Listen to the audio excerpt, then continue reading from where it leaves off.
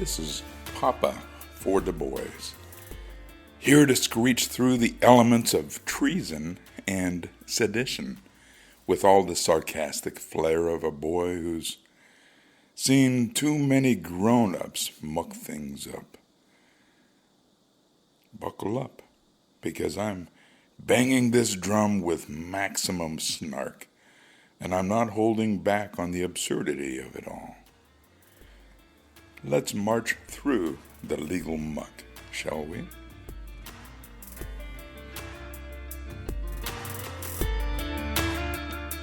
Treason. Oh, what a grand word.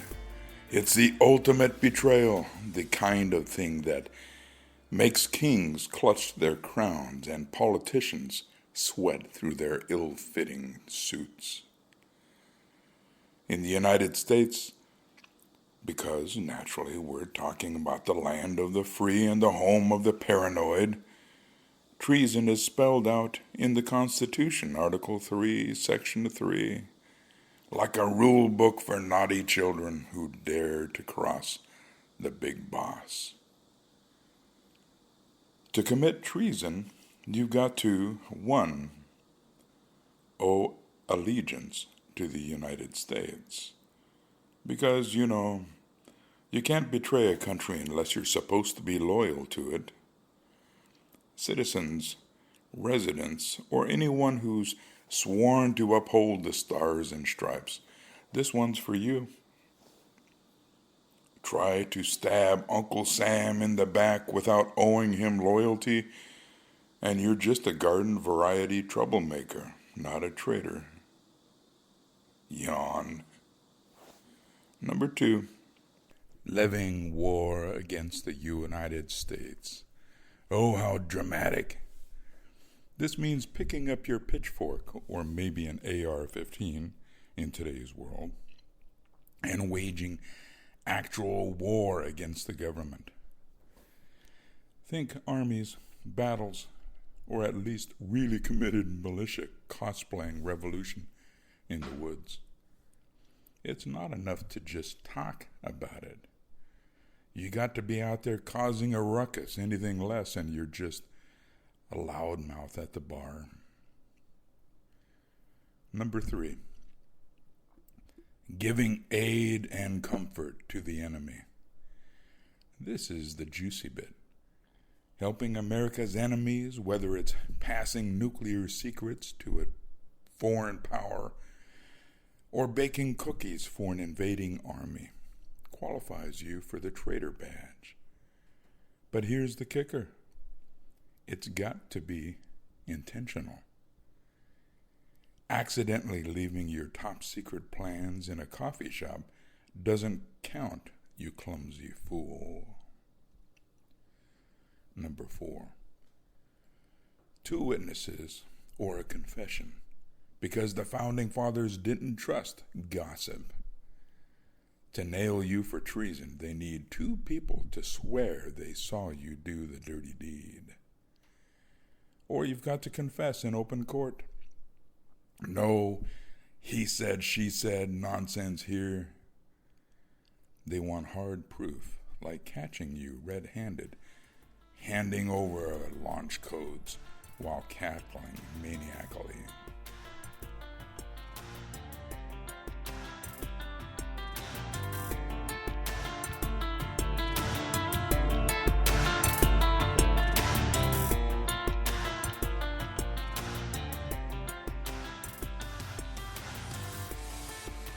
Now let's talk about sedition. The lesser cousin of treason, but still spicy enough to get you in hot water. Sedition is like treason's annoying little brother, always stirring up trouble, but not quite ready to start a full-on war. It's about inciting rebellion or undermining the government without crossing into treason's high-stakes territory. The elements? Oh, let me drum this out. 1, conspiring to overthrow or disrupt. Sedition loves a good conspiracy.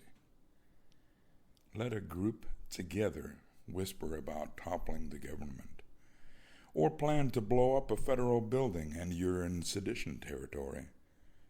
It's all about intent to mess with the system, whether through force or just really loud propaganda. Number 2, inciting violence or rebellion.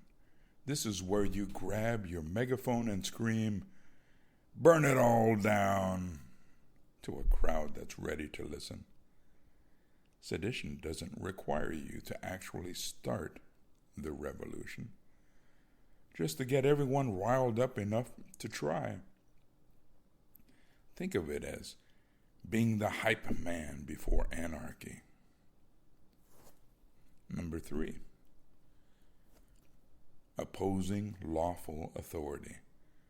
If you're actively working to undermine the government's ability to function, like organizing a mob to storm a courthouse or spreading lies to destabilize the system, that's seditious. It's less about war and more about chaos, darling. Number 4, overt acts. Sedition needs some action, not just daydreams.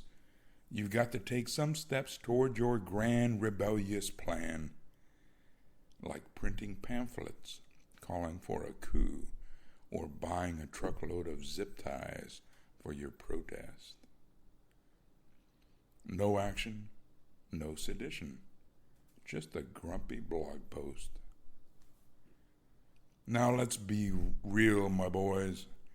The line between treason and sedition is blurry as my view from an overly bright lit stage. Treason's the big leagues, war and betrayal with a side of espionage. Sedition's more like the warm-up act, stirring the pot without quite boiling over. Both can land you in a world of hurt, though, because governments love their stability and hate when you mess with it. In the U.S., treason's super rare. Only a handful of cases in history, because it's so hard to prove. Sedition's a bit more flexible, often slapped on folks who get too rowdy for the government's liking. Look at the Sedition Act of 1918 or the J6, January 6 cases for a modern twist. People got charged for seditious conspiracy just for planning to disrupt Congress's little vote-counting party. Such a farce. Think now about Obama and his pathetic inner circle at the end of his presidency.